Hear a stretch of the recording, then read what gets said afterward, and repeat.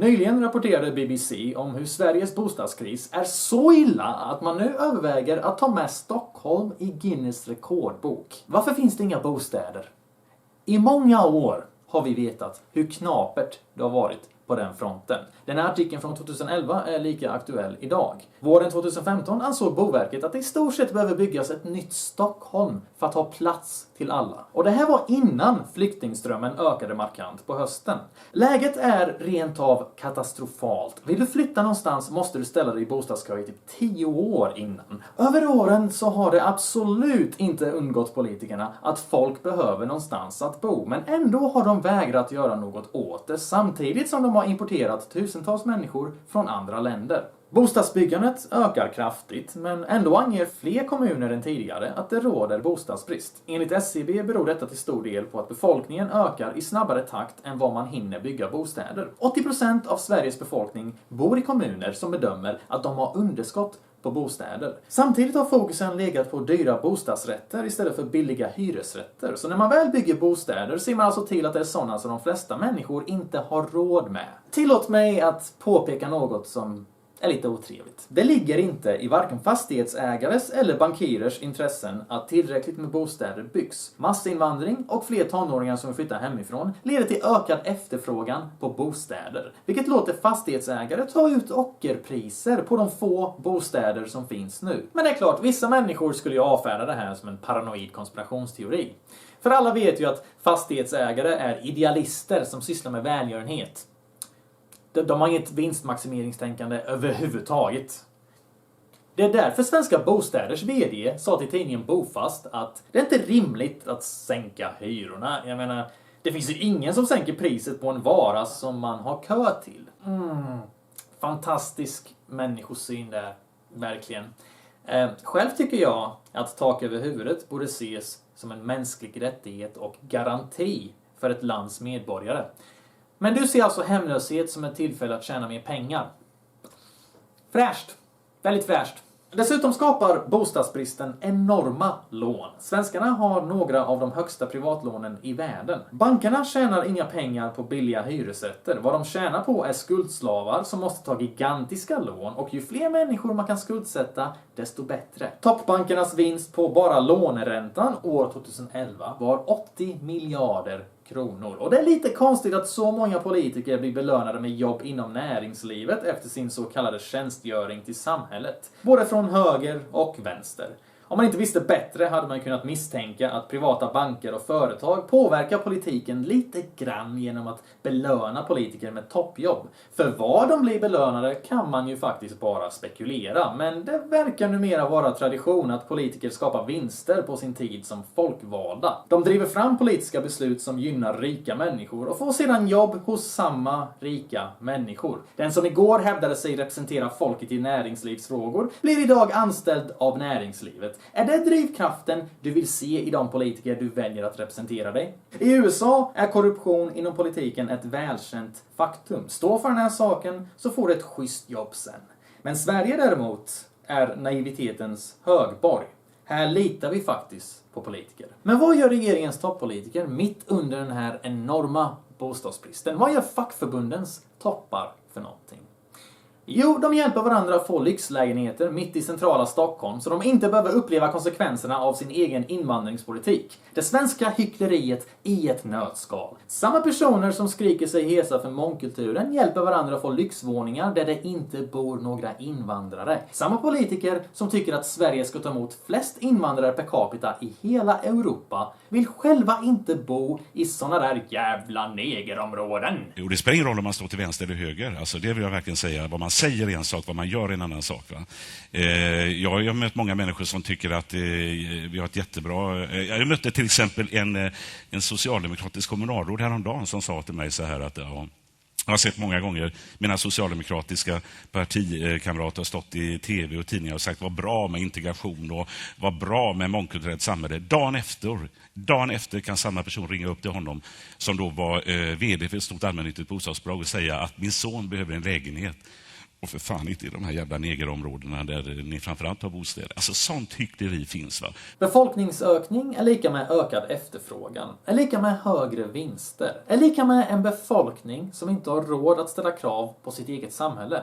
Brist på bostäder håller uppe priserna på fastigheter och hyror, till och med när det handlar om ett mögligt råtthål till etta. Och brist på jobb skapar en befolkning som är redo att acceptera sämre arbetsvillkor. Ju fler arbetslösa det är som söker samma jobb, desto lägre löner blir de villiga att acceptera. Men bara ta en sådan sak som arbetslösheten i sig. Både Socialdemokraternas och Alliansens slogan är mer eller mindre jalla jalla, jobb åt alla. Jalla jalla, jobb åt alla. Men samtidigt accepterar de en ekonomisk formel som säger att hundratusentals människor måste gå utan jobb. Så kallad jämviktsarbetslöshet. Regeringen vill helst ha en arbetslöshet på 7% för att kunna hålla inflationen nere. Så alla ni som är arbetslösa, ni behöver inte må dåligt. Ni är faktiskt anställda av regeringen som deflationsingenjörer. Ni vet bara inte om det. De som gynnas mest av den ansvarslösa invandringspolitiken som har förts i Sverige de senaste åren är den finansiella eliten. Befolkningsökning gynnar bankirer, myndigheter och företag. Stor efterfrågan har stor effekt på löner, krav, fastighetspriser och de som gynnas av detta är helt enkelt de som har makten och pengarna. Invandrare, vare sig de är legala, illegala eller flyktingar, blir nya slavar man kan skuldsätta, nya konsumenter och ett verktyg att öka klassklyftorna. Allt det där snacket om att öppna era hjärtan är bara en ridå, för det som händer i praktiken är att man får perfekt läge att argumentera för en lönedumpning, skapa en friare marknad och så går bostadsmarknaden upp när befolkningen ökar i snabb takt. Youth immigrants are unemployed to a much higher degree. Sweden is now in absolute term the country that has most immigrants in Europe. In absolute terms, we are receiving as many people as France, England and Germany. And Sweden is around 10 million and France and the UK and the others are among 50, 60, 70 million. Basically, the US is providing these flows for us. You make war and we get the refugees. So the largest ethnic minority in Sweden now is the Iraqis, which is the largest group. We have a very large Iranian group, a large Somali group, quite a large Afghanistani group. And we think that this is basically an asset for the Swedish society. And we have opened up the borders in a decision from my government in 2008, which has brought also a lot of Chinese, Indians and Russians who come to work for us. But we do have a structural problem in the labor market. And it has to be dealt with because it is quite clear that it's inherent in the Swedish model. If you have compressed wages, where the lowest wages are quite high, it is likely that you push people out to unemployment. Jag kommer nu vädja till svenska folket idag att ha tålamod med det som nu följer. Att öppna sina hjärtan för de mycket utsatta. Och sen får vi inte glömma det där med att avskaffa välfärdsstaten genom att överbelasta välfärdssystemet. Det verkar vara lite av en våt dröm för alla i Moderaterna, både Fredrik Reinfeldt och Frankenstein Batra. Jag vet att hippievänstern hatar siffror, men fråga vilken seriös nationalekonom som helst och de kommer säga välfärdsstaten eller massinvandring. Du kan inte välja båda. Och det är ganska svårt att gå till val på att avskaffa välfärdsstaten. Däremot är det helt möjligt att vinna val på godhetsklichéer om öppenhet. Så man överbelastar samtliga statliga faciliteter tills de kollapsar och då kan man påvisa att endast privata lösningar fungerar. Det man gör är alltså att ösa in folk i snabbare takt än vad man kan hantera, raserar samhället och banar väg för avregleringar och privata företag. Sveriges invandringspolitik är klassförräderi mot arbetarklassen och ifall inget parti gör upp med SD i invandringsfrågan så kan vi förvänta oss decennier av otäck högerpolitik. Med andra ord, det är fruktansvärt patetiskt att Sverige försöker bli USA. Och detta med godhets-PK-vänstern i täten. Fatta vilken ironi. Dagens vänsterrörelse är bara nyttiga idioter åt högern. När självaste Fredrik Reinfeldt står upp som den mest rabiata invandringsivraren i hela Sverige så borde de väl för fan börja undra. Men istället så håller de sig bara till sina förenklade ytliga klichéer. Har ni märkt hur vänstern har glömt bort att stå upp för sina egna värderingar? Har ni märkt hur de osynliggör offer för hedersvåld eller organiserad religion? Utländska islamkritiker får inget som helst stöd av vänsterrörelsen, trots att deras grundinställning borde vara att religion är folkets opium. Och den politiska hypen idag kring att avskaffa nationer och upplösa landsgränser handlar enbart om centralisering av makt utanför folkets händer och in i den globala elitens klor. Ni vänstern fattar inte ens vilka krafter det är de gynnar med sin tankelösa naivitet. Tycker ni verkligen det är konstigt att folk lämnar vänstern för SD? Vanliga människor vill bara jobba och ha ett drägligt liv. De är inte intresserade av tolkningsföreträde eller rasifiering. Ni har glömt bort vilka det är ni representerar. Det är inte fisförnäma genusakademiker. Borde man verkligen göra könsneutrala toaletter till sin huvudfråga när arbetare i förorten inte kan ta sig till jobbet på grund av att deras bil har brunnit upp över natten? Men samtidigt behöver ju vänstern väljare. Om man bara skulle ha professionella feminister och karriärsantirasister så hade de inte ens nått upp till 4%-spärren. Så därför tjänar också vänstern på massinvandringen. För utan en importerad underklass och utanförskapsområden, vem skulle då vilja rösta på er och era löften om eviga socialbidrag? Muslimer och invandrare blockröstar, vilket genererar makt och även förklarar varför vänstern inte vågar kritisera alla religioner likvärdigt. Så här såg valresultatet ut i Tensta 2014. Det är inte konstigt att Socialdemokraterna tar emot majoriteten av invandrarnas röster. Det är dock ironiskt att invandrare röstar på samma partier som sätter dem i skiten. I början av 90-talet fanns det 3 utanförskapsområden. Idag finns det nästan 200. Bilbränder har ökat genom åren. Religiös radikalisering har blivit allt värre. Och ambulanspersonal vittnar om hur deras vardag blivit allt farligare när de ska rycka ut i dessa områden. Och det är inte politikerna som betalar kostnaderna för detta. Det är invandrarna som bor i dessa förorter där ambulanser och brandkår möter stenkastning så fort de rycker ut för att hjälpa till. Folk ser bara SD som det stora hotet mot Sveriges framtid. Men det är inte SD som har suttit vid makten de senaste 20 åren. Det är inte SD som har åstadkommit detta. Det vore trevligt om allmänheten vore lika kritiska mot alla partier. Och det här betyder såklart inte att SD vore någon slags magisk lösning som alla borde rösta på. Enda anledningen till att det partiet framstår som kompetenta är för att alla andra partier är så inkompetenta att de liknar en självmordssekt. SD är knappast fiender med näringslivet. De verkar komma ganska väl överens med lobbyister. Och som tredje största parti har SD möjligheten att starta samhällsdebatten, men jag har knappast sett Sverigevänliga SD föra mycket liv kring det Sverigefientliga frihandelsavtalet TTIP som kommer ge internationella företag större makt än regeringar. Ett liknande avtal har gjort Kanada till ett av de topp 5 mest stämda länderna i hela världen. Och det var senaste gången du såg Jimmie Åkesson kritisera systemet som låter privata banker skuldsätta svenskar genom pengar som skapas ur tomma luften. Samma system som gör att man tvingas importera flyktingar för att undvika ekonomisk kollaps. Som jag sa tidigare så handlar invandringspolitiken om att importera skuldslavar. Hur skapas pengar idag?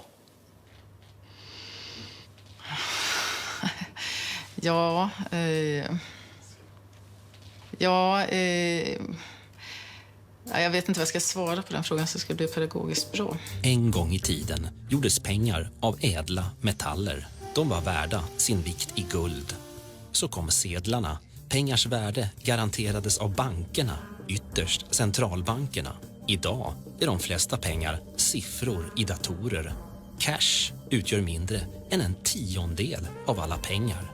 When a bank extends a loan, it creates money. Let's say that I want to buy a very expensive watch of 100,000 euros and I don't have the money. I can go to a bank and ask for a consumption loan. Now, if they're a good bank, they say no, that we're not going to give you the consumption loan to buy this expensive watch.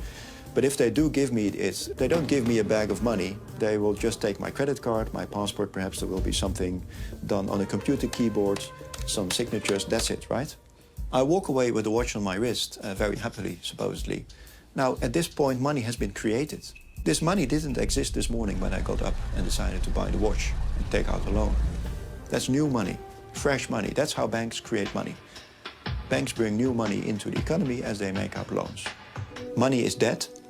That's okay as long as the debt is used productively, and so you can repay the debt over time and grow the economy.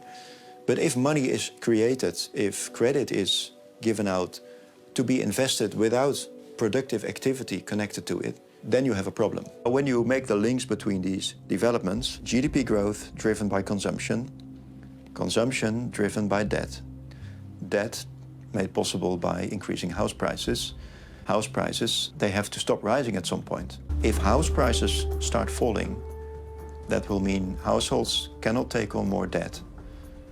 That means they cannot consume. If you can make those links, then you can predict this is it. This is the end. We finally got to 2007, 2008, where there simply was so much debt that you couldn't find anybody else to lend to. And then at that point, the whole thing broke. We are in the top class here. Yeah, you take the 5th place of all these countries. The Netherlands absolutely tops the list in this data. Denmark, Ireland, United Kingdom, Sweden, and then the USA. And they've all had a mortgage house price crisis. So Sweden is the only country with debt levels which are that high, which has not yet had a serious mortgage crisis. When you define a bubble as an unsustainable rate of growth of, in this case, house prices or mortgage debt, then I would be inclined to say that yes, Sweden is in a bubble in the sense that its level of debt and its level of house prices is too high relative to the economy. So the picture that you have is of a country with very high levels of mortgage debt, which over the last few years, over the last 5 years about, has seen an increasing correlation between growth in financial sector credit and GDP growth of the economy. So we are more and more debt-driven. You are increasingly debt-driven, that is true. Konflikten mellan vänster och höger skymmer vår tids verkliga frågor. Ideologier förblindar. Partipolitiken gör att människor tvingas köpa paketlösningar och stå bakom allt ett parti gör när man egentligen bara stödjer vissa saker här och där. Det nuvarande systemet av representativ demokrati är tankebegränsande. Systemet av flytande demokrati däremot skulle göra det möjligt att ha delade sympatier och lättare samarbeta över partigränserna. Det hade gett folk möjligheten att rösta på ett parti samtidigt som du kan välja att rösta hur du vill i de enskilda sakfrågor där du inte håller med partiet. Eller så kan du skita i partitillhörigheten totalt och bara rösta i enskilda sakfrågor. Lite som att vara ditt eget parti, men utan att faktiskt vara ett parti. Kort och gott så hade det här systemet låtit oss plocka det bästa från alla. Vänsterpartiet vill inte erkänna Islamiska statens folkmord för att förslaget kom från Kristdemokraterna och Sverigedemokraterna. Här har vi ett prima exempel på hur partipolitiken kommer i vägen för bra idéer. I det politiska systemet vi lever i just nu anses grupptillhörighet vara viktigare än bra idéer. Istället för att fokusera på självaste idén fokuserar man på vem idén kommer ifrån. Istället för att ta det bästa från alla partier så väljer man vilken grupp man ska tillhöra, för det blir lättare så. Och så undrar de varför det är sådan polarisering i samhället. Systemet tillåter ju inte något annat. Ideologier uppmuntrar inte till nyansering. De låser fast ditt sinne i ett förutbestämt mönster av tänkande och främjar flockbeteende framför positiva resultat. Invandringspolitiken är bara ett symptom på en större underliggande sjukdom. Dels behöver vi en bankreform och dels behöver vi äkta demokrati istället för denna skendemokrati. Vi har en dag av folkstyre och 4 år av politikerstyre. Den enda gång människor får bestämma över sin vardag är när det är riksdagsval, och då får man inte ens bestämma över sin vardag. Då får man bestämma vilket parti som ska bestämma åt dig. Problemet med samhället är att det är ett auktoritärt styre mot ett annat auktoritärt styre. Det politiker kämpar om är privilegiet att få sitta på toppen av pyramiden. Ingen är egentligen intresserad av att avskaffa pyramiden och verkligen stå för folkets vilja. Och på grund av hur systemet ser ut just nu så kommer politiker alltid vara mer intresserade av att stanna kvar i maktens korridorer än att förvandla samhället till en bättre plats. För att få igenom ett förslag till förändring krävs det att man får med sig 50% av alla riksdagsledamöter. Och med det system som vi har idag, det vill säga att alla i princip alltid röstar som partiet vill, innebär det att det är ytterst få förslag från enskilda ledamöter som går igenom. Varje år skriver våra riksdagsledamöter ungefär 3000 motioner. Det låter jättebra att våra politiker fullkomligen öser ur sig idéer på viktiga förändringar. Men den känslan är inte lika positiv när man får reda på att i genomsnitt 99,5% av alla dessa motioner avslås. Och om det inte är genom motioner vi ska påverka, varför har vi då det verktyget? Positivitet och empati är något som är en bristvara hos många i den politiska världen. Det har skapats en miljö där man väldigt sällan berömmer och stöttar varandra, inte ens internt i partierna. Det beror till stor del på att politiken är ett nollsummespel. Det finns 349 platser i riksdagen och om en ny person ska in måste en annan ut.